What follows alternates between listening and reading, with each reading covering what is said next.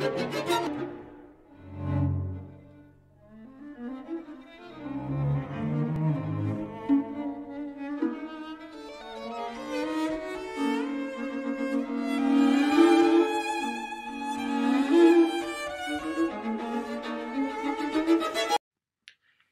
bien bonjour, nous retrouvons pour poursuivre notre tentative de comprendre cette fameuse parabole du bon samaritain. Alors, je rappelle le problème sur lequel nous nous sommes arrêtés hier. C'est très simple. La loi dit « tu aimeras ton prochain comme toi-même ».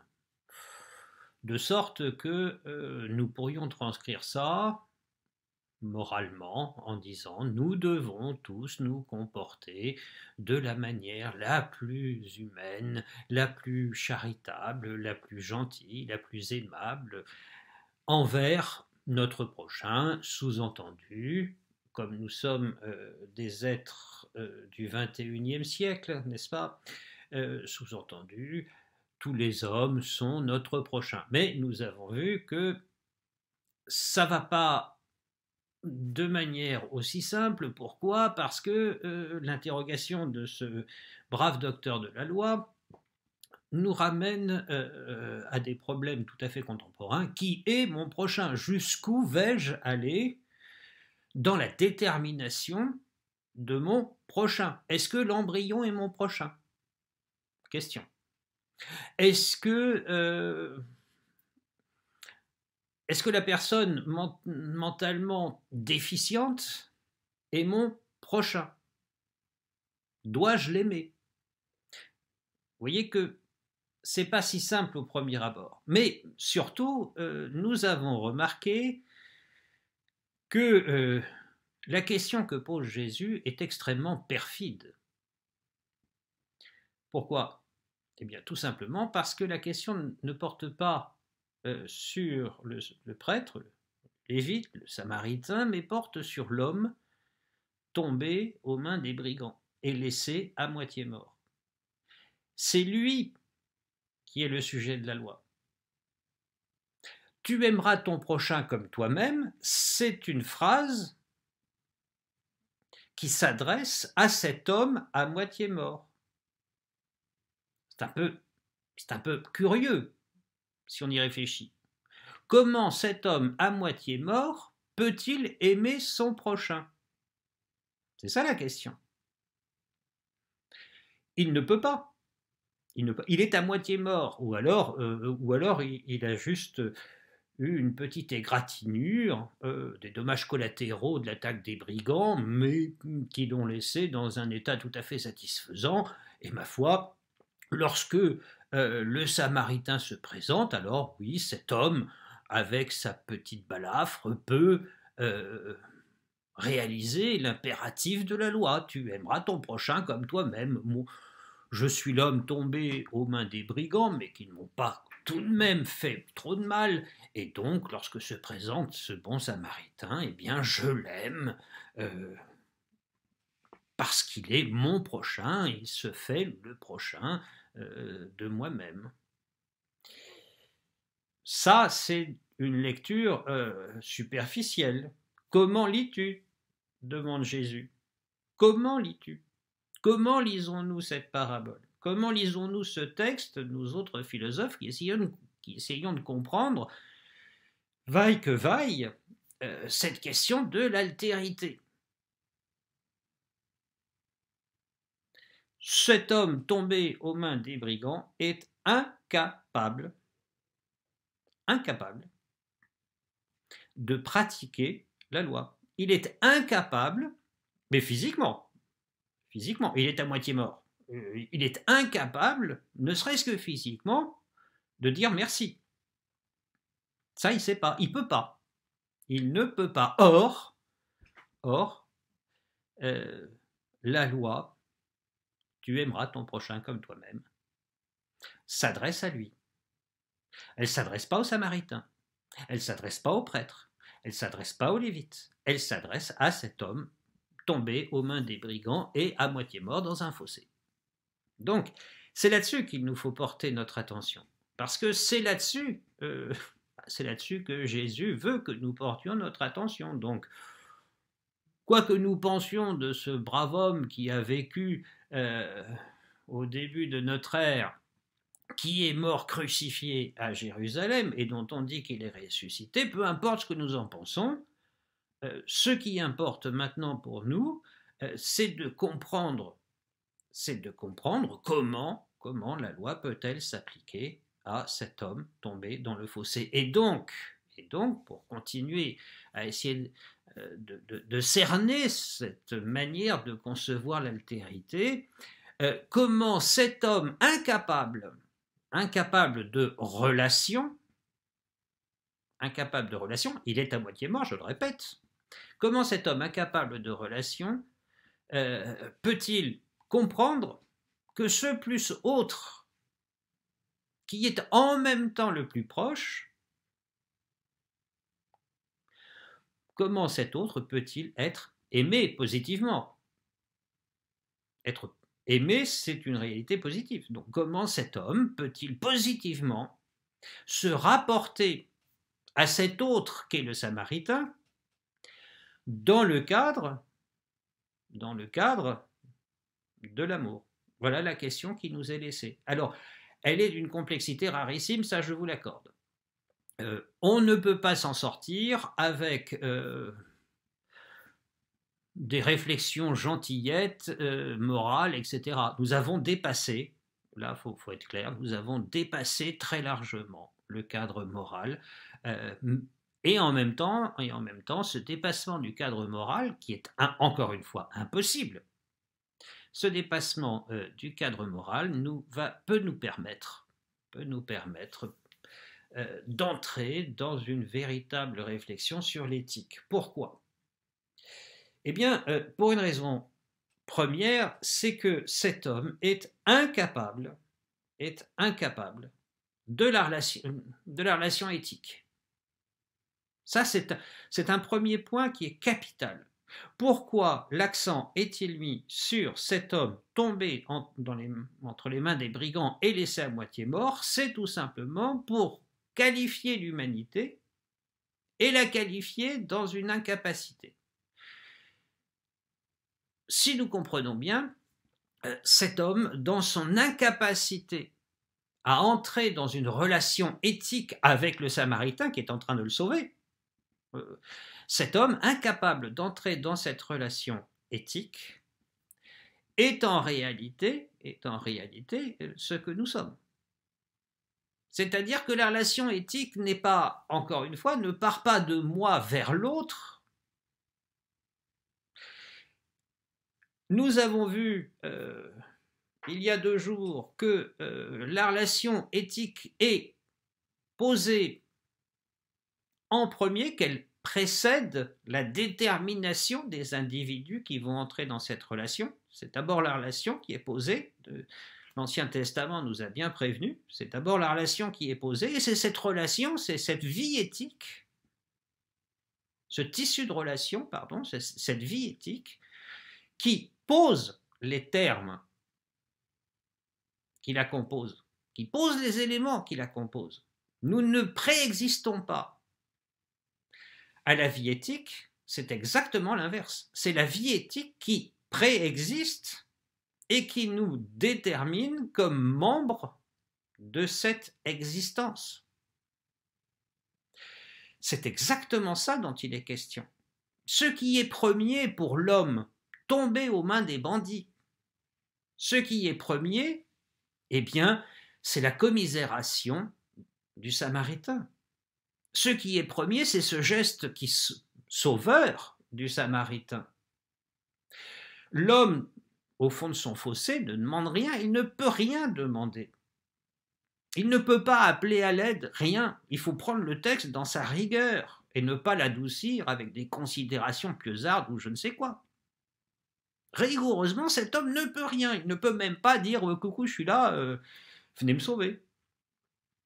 Donc ce qui est premier pour cet homme, puisque c'est lui, encore une fois, qui doit être le sujet de la loi, ce qui est premier pour cet homme, c'est ce geste antécédent qui précède ce geste sauveur du Samaritain.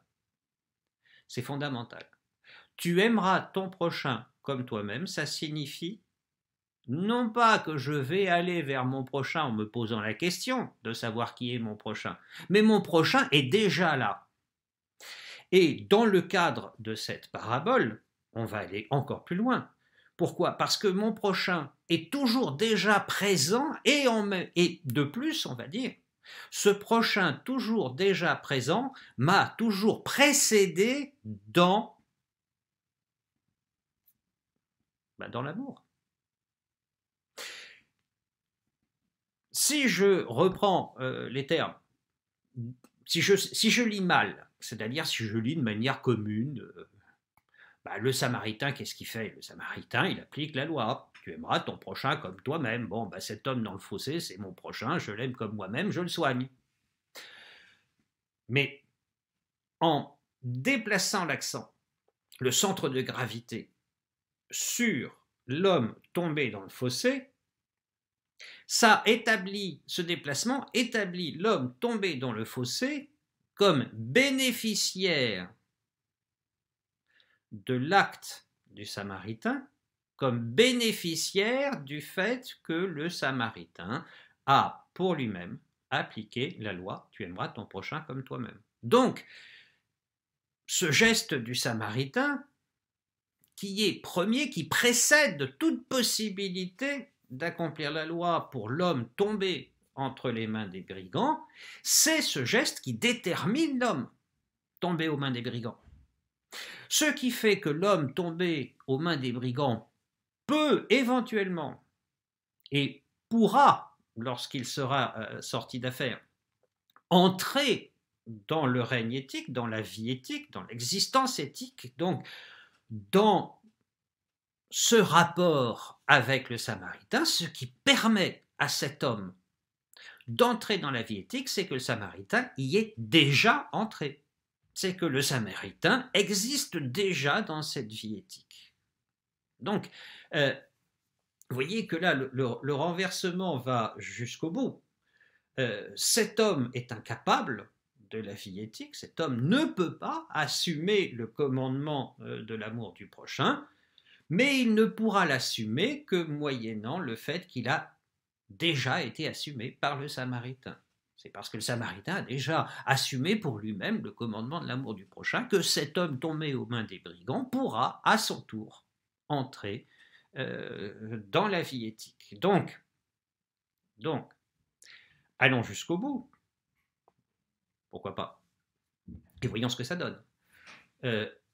La tradition grecque, on va dire, est une tradition nombriliste. Moi, ma vie, mon œuvre, et puis peut-être qu'il y a des autres autour de moi, et peut-être que... Bon.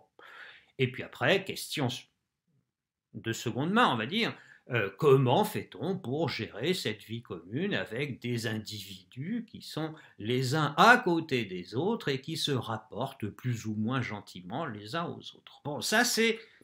On a vu, c'est la grande tradition solipsiste de la philosophie classique, on va dire.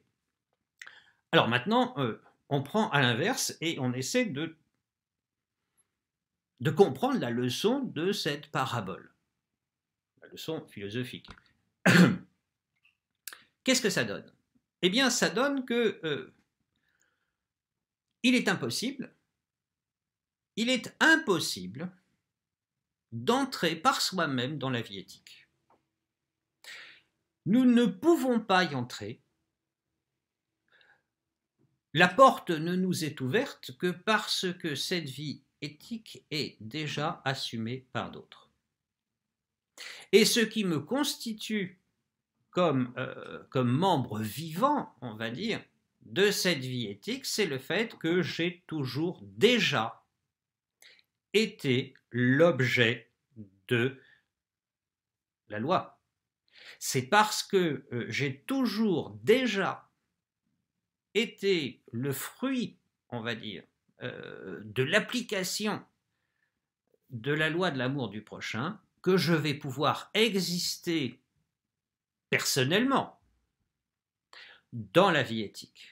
c'est tout simplement, et là, retour à la simplicité évangélique, n'est-ce pas? Mais vous voyez que la simplicité évangélique, faut aller la chercher loin quand même, hein. Quand on sait, quand on lit de bonne manière, la simplicité évangélique, c'est un peu curieux.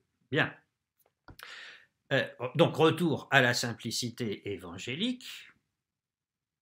Ce brave garçon qui n'en peut mais, qui gît au fond de son fossé, entrera, c'est un futur, dans la vie éthique parce qu'il est sauvé. Il pourra entrer dans la vie éthique parce qu'il est sauvé. Cette petite histoire gentillette du Samaritain qui va voir un aubergiste et qui lui dit bah écoute soigne-le et puis je te donne des ronds et si ça suffit pas je t'en donnerai plus quand je reviendrai. Ça, c'est tout simplement la possibilité qui est donnée à cet homme à moitié mort de revivre et donc de pouvoir entrer dans la vie éthique.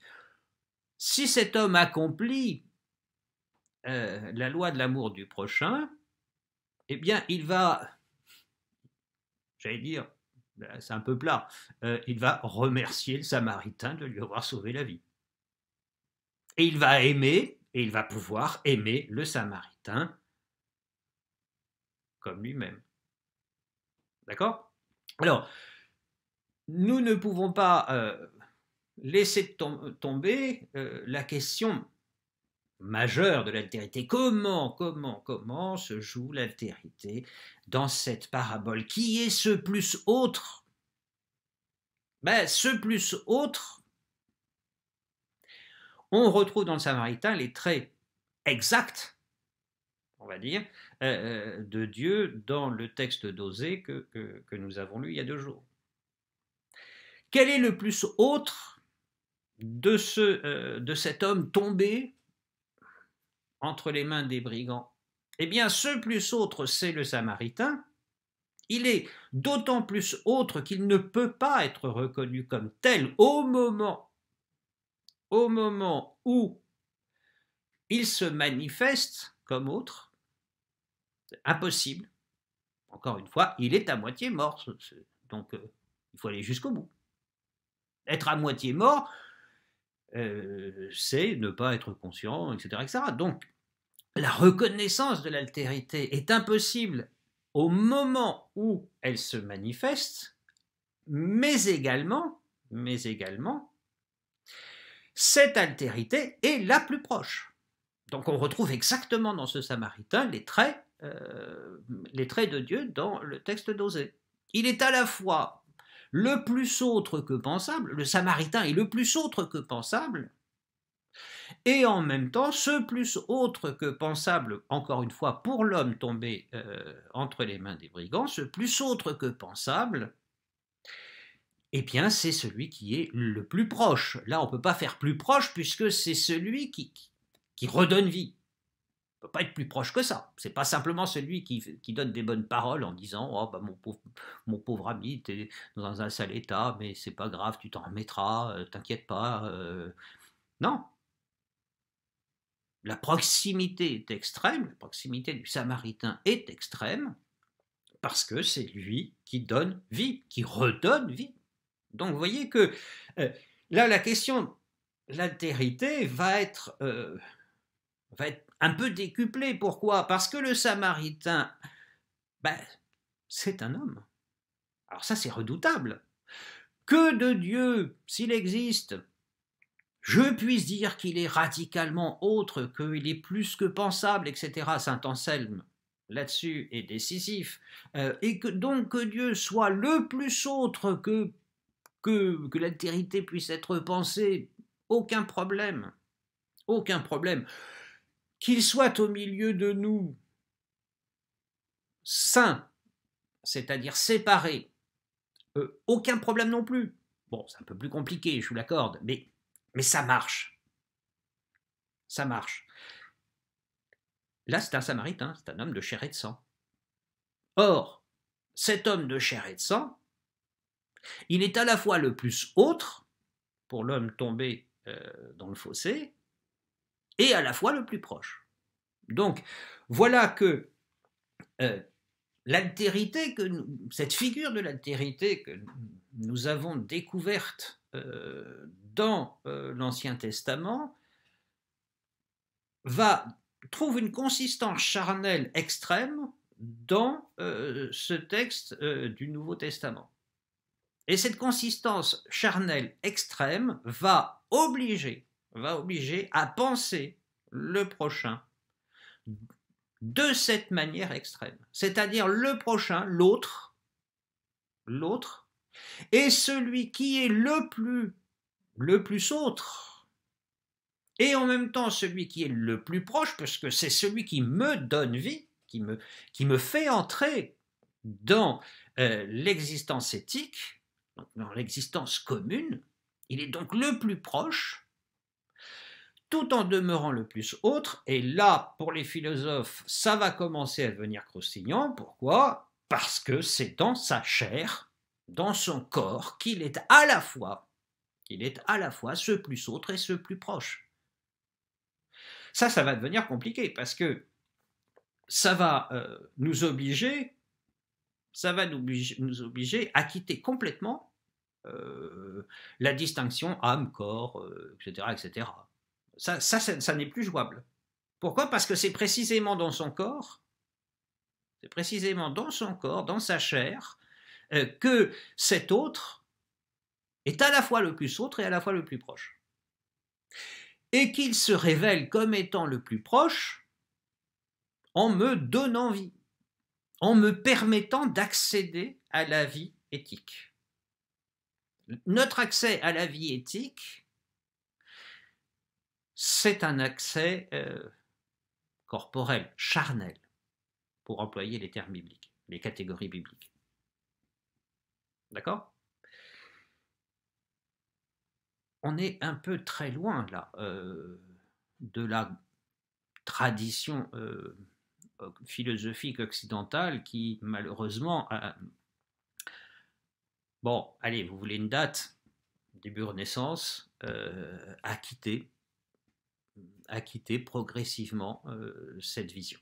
Donc, ce qui nous reste à faire jusqu'à la fin de l'année, c'est d'essayer de comprendre à travers la tradition philosophique. Alors là, pour le coup, il va falloir aller la chercher, non pas dans la philosophie dite classique, 17e, 18e, 19e, mais aller la chercher au début du XXe siècle. Alors, nous allons commencer notre quête par Husserl. Je vous en ai souvent parlé, mais je me dis que quand même, il faut plonger dans le grand bain, même si on ne sait pas trop nager.